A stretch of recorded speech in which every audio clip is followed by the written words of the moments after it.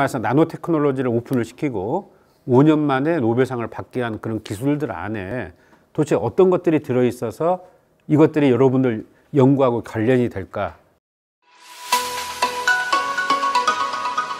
그래서 이제 칸텍 모드를 했을 때는 우리들이 사실 레이터럴 포스가 프릭션을 나타내고 있거든요. 그래서 이제 마찰이 다른 경우에 그 이미징을 갖다가 우리들이 쉽게 할 수가 있고, 요거 이제 폴스 커브에 대한 이야기들인데, 그러니까 아무튼 이와 같이 완벽한 폴스 커브가 이제 이와 같이 얻어졌을 때 우리들이 이제 이미징을 한다 하는 것을 제가 보여주려고 한 거고요. 이게 이제 그 레이터럴 포스를 나타내는 건데, 그러니까 이쪽에 있는 것이, 그러니까 이것은 YBCO 초전도체를 인위적으로 산화를 시켜가지고 만든 시로에 있어서의 이 프릭션 포스가 어떻게 달라지는 하는 예들이었어요. 이것은.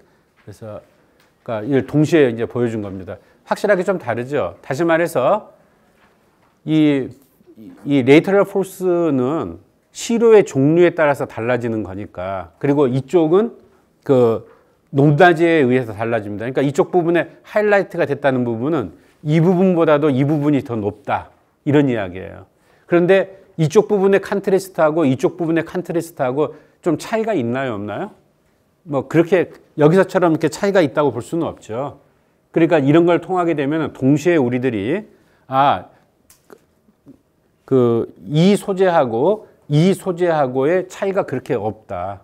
이제 이 부분은 어떻게 해서 만든 거냐면요, 표면에 YBCO라고 하는 초전도체의 층을 깔고 인위적으로, 그러니까 이 사이를 갖다가 AFM 캔티리버를 써가지고 옥시데이션을 시켰어요, 약간. 그러니까 YBCO도 그 산화된 세라믹인데 더 산화를 시켰다고 해서 뭐 큰 차이가 있는 건 아니겠죠. 그러니까 별로 이렇게 물성에 있어서의 변화가 없다 하는 것을 갖다가 좀 약간의 차이는 있긴 있는데요. 이런 것들을 만약에 나중에 개량화를 하게 되면은 굉장히 새로운 방법으로 소재의 그 화학적인 성분을 갖다가 밝혀낼 수 있는 그런 분석 장비가 될 거예요. 이제 그런 것들이 이제 앞으로 우리들이 계속해서 연구를 해야 될 분야가 될 것입니다. 그 다음에 우리들이 통상적으로 태핑 모드나 난칸텍 모드로 이제 찍을 때에는 새로운 종류의 우리들이 일들을 하게 되는데요.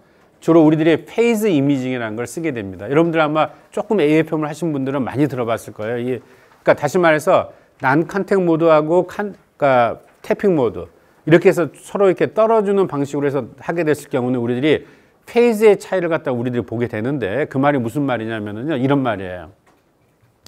시료가 만약에 두 종류가 섞여 있다고 만약에 가정을 해보면은, 시료에 대표적인 케이스가 한동안 이제 폴리머 하시는 분들이 블락코폴리머를 많이 활용을 했거든요. 그래서 그 블락코폴리머는 주로 그러니까 PMMA하고 PS라고 불리우는 그런 폴리머를 갖다 우리들이 대표적으로 씁니다. PMMA는 좀 부드럽고 PSA는 좀 딱딱하고 이런 차이가 있어요.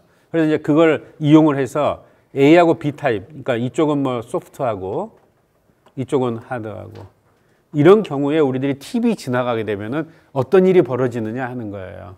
이 경우로 TB 지나가게 되면은, 이것은 여러분들이 이렇게 생각하시면 되겠습니다. 우리 그 여성분들이 하이힐을 신고 콘크리트 바닥을 걸었을 때하고 모래를 갖다가 백사장을 갖다가 걸었을 때하고 어떤 차이가 있을까요?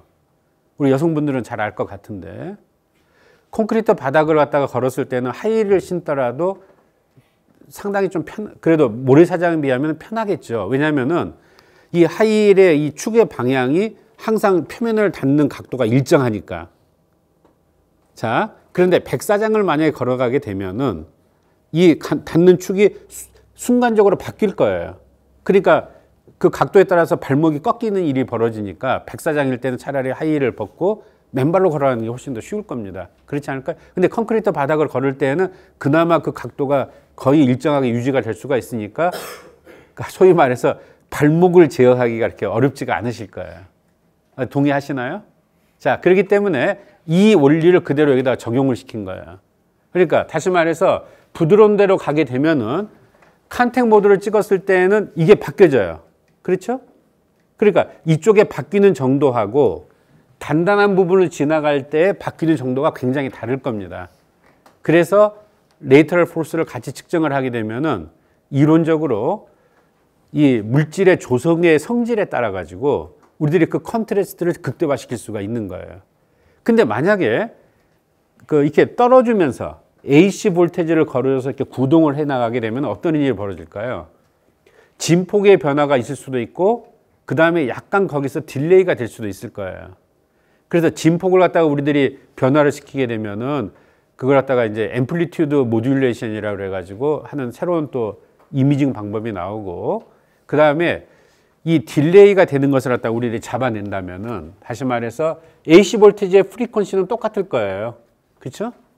그런데 이 부드러운 부분을 지나가게 되면, 요놈이 약간 딜레이가 되면은 이런 식으로 해가지고 여기에서 이 페이즈의 차이가 나올 겁니다.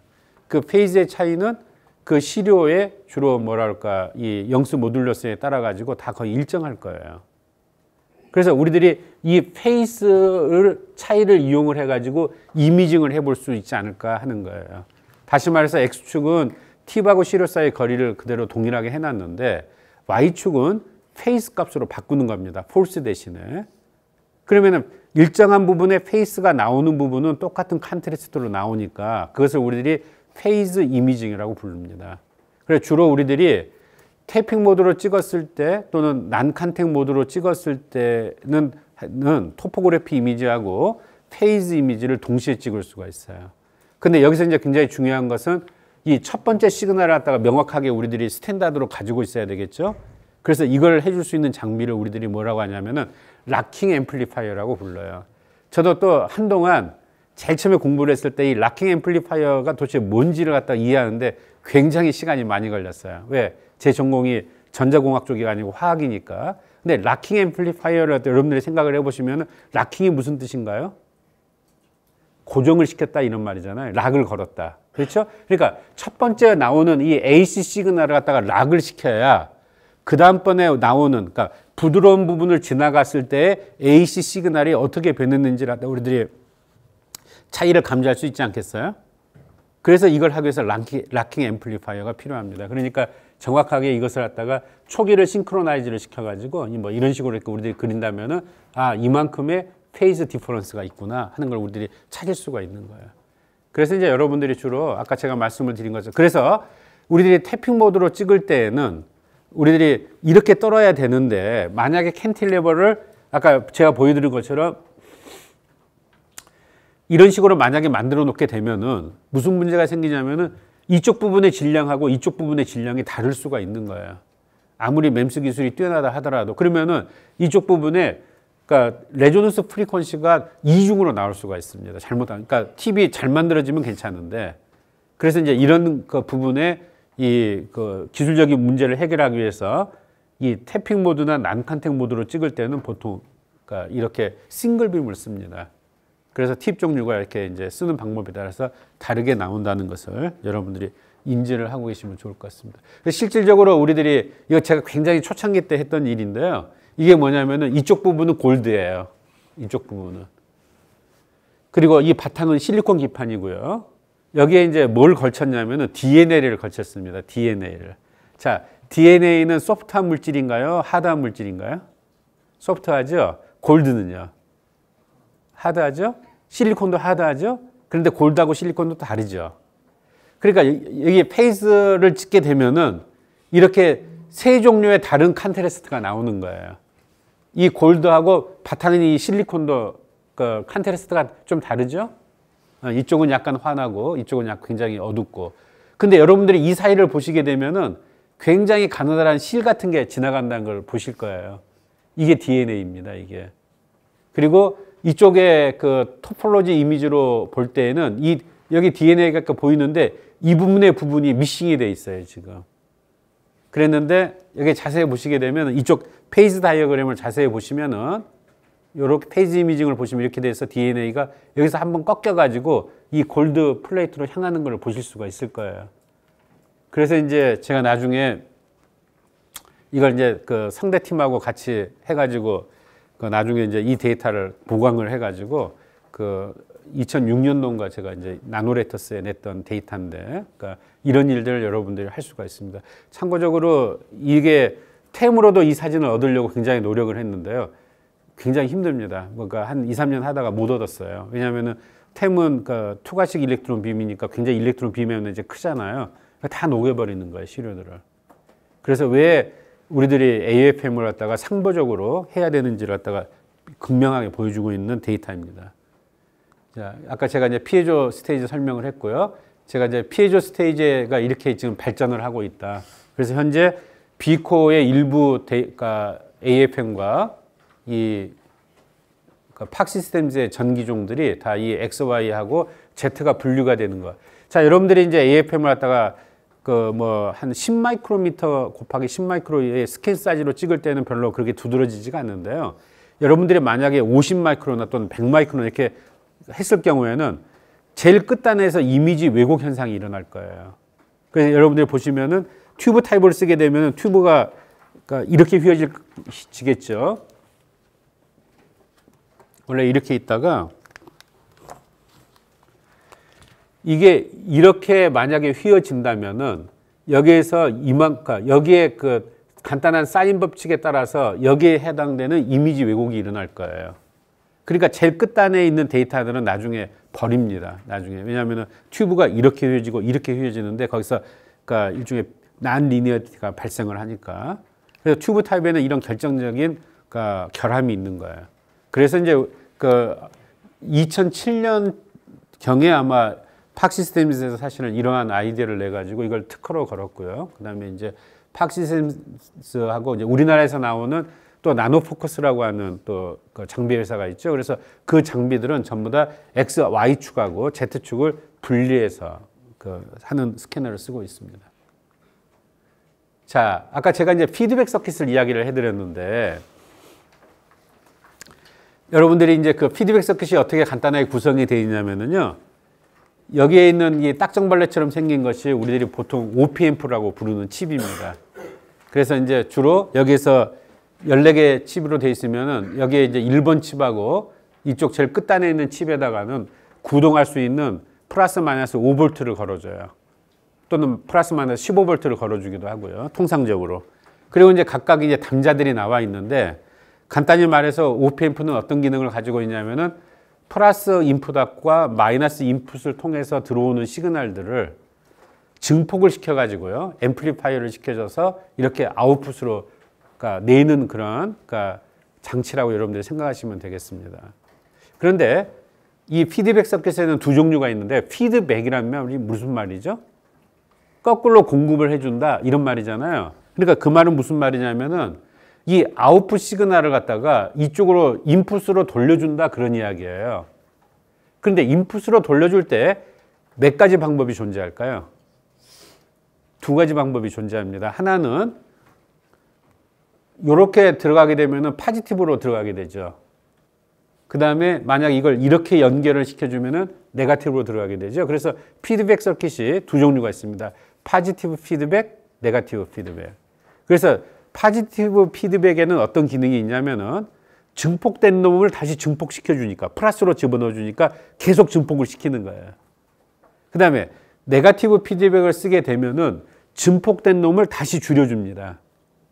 그리고 또 증폭된 것을 다시 줄여주고. 그러니까 주로 네거티브 피드백을 쓸 때는 어떤 일정한 값으로 고정을 시킬 때 네거티브 피드백을 많이 써요. 여러분들 이해를 돕기 위해서 참고적으로 포지티브 피드백은 뭐냐면은 우리들이 마이크를 썼을 때 간혹 가다가 엄청나게 그냥 삑 하고 소리가 나죠. 그런 현상을 뭐라고 그러죠? 영화 제목인데. 하울링이라고 그래요. 영화 제목에도 그런 게 있었죠. 하울링 현상이라고 합니다. 그것을. 그게 왜 그러냐면은 마이크의 위치하고 스피커의 위치가 일치가 될 때 그렇게 되는 거예요.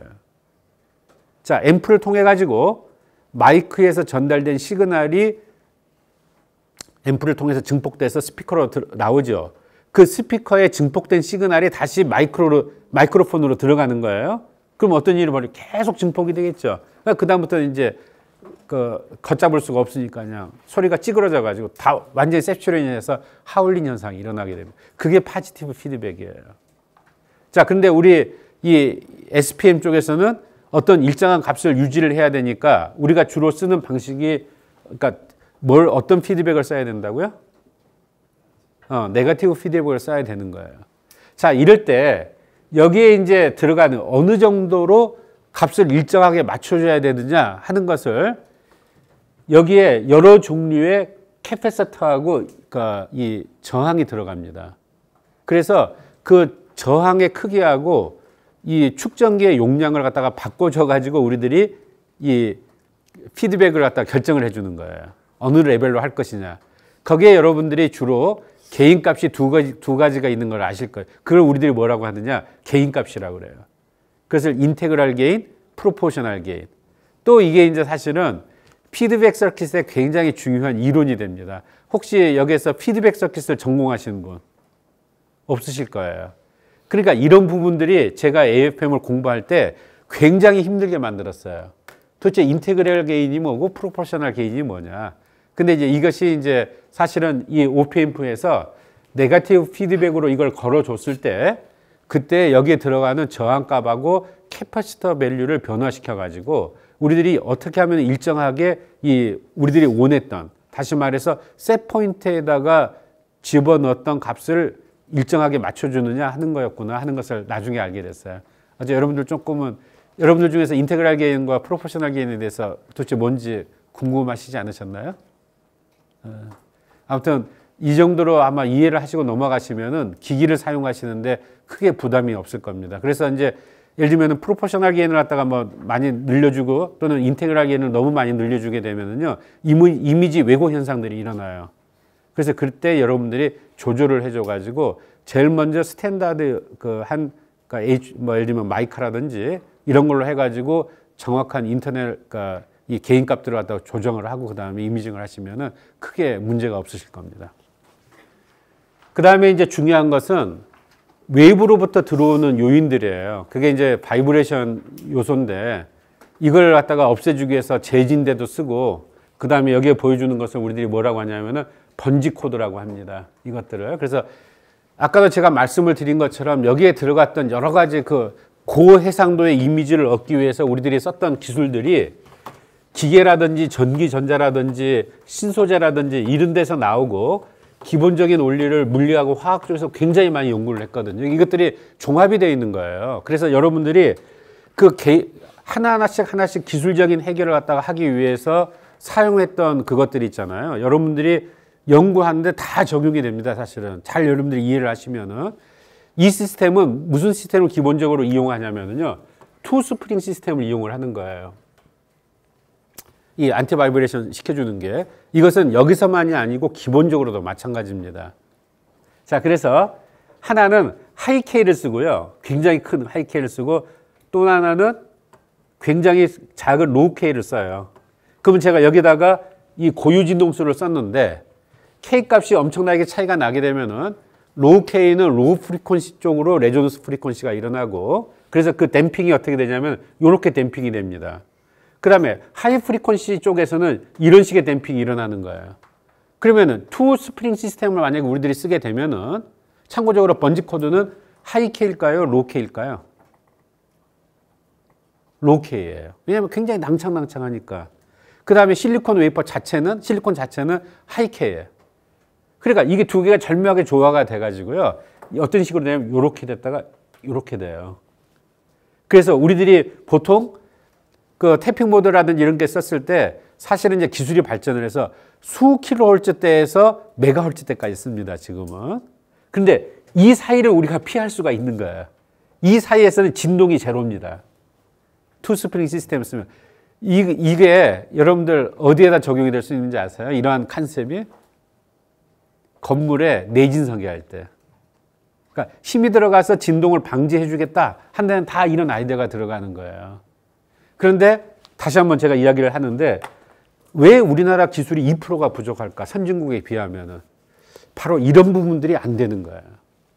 우리들이 AFM을 배우러 왔다. 그러면 우리나라 사람들은 AFM만 생각을 해요. 그래서 어떻게 하면은 빨리빨리 오퍼레이션하고 하는데 그 안에 들어있는 코어 기술들을 구별을 해가지고 이런 코어 기술들을 배우게 되면은 이런 데도 적용을 할 수 있어. 이렇게 연결이 안 되는 거야. 안타깝죠? 다시 한번 제가 오늘 말씀을 드리는데 오늘은 제가 AFM이라고 하는 기술 발전을 통해 가지고 여러분들한테 어떻게 그 안에 들어있던 여러 가지 아이디어들이 그러니까 다시 말해서 나노 테크놀로지를 오픈을 시키고 5년 만에 노벨상을 받게 한 그런 기술들 안에 도대체 어떤 것들이 들어있어서 이것들이 여러분들 연구하고 관련이 될까? 이제 이런 것에 대한 것을 제공을 해드리려고 했던 것이 사실은 그러한 열망이 더 컸었어요. 자, 이게 아까 제가 말씀드렸던 이쪽에 있는 것은 컨택 모드, 이쪽에 있는 것은 태핑 또는 난 컨택 모드의 캔틸레버의 실체입니다.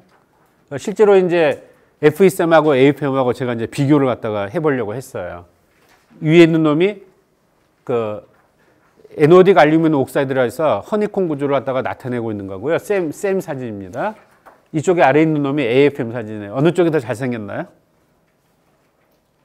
AFM 쪽이 훨씬 더 멋있게 생겼죠. 근데 나중에 보니까 여러 가지 또 팁의 문제가 생겨가지고요. 이게 사실은 페이크드 이미지였다 하는 것을 나중에 알게 됐어요. 그래서 우리들이 어느 하나만 가지고 우리들이 비교를 하면은, 그러니까 우리들이 나노 스트럭처를 규명하는데 사실은 좀 힘든 부분입니다. 이게 실체였었어요. 그래서 TV 픽트가 어떤 것인지를 갖다가 보여주는 하나의 단초입니다. 이게 이렇게 잘 얻어졌다고 생각했던 이미지는 이 사이에 조그마한 흠이 나와 있잖아요. 더블 팁이 된 거예요. 소위 말해서. 그래서 여러 가지 노이즈들이 에버리지 아웃이 돼가지고요. 이런 그러니까 정확한 이미지를 얻어내는데 도움이 됐어요.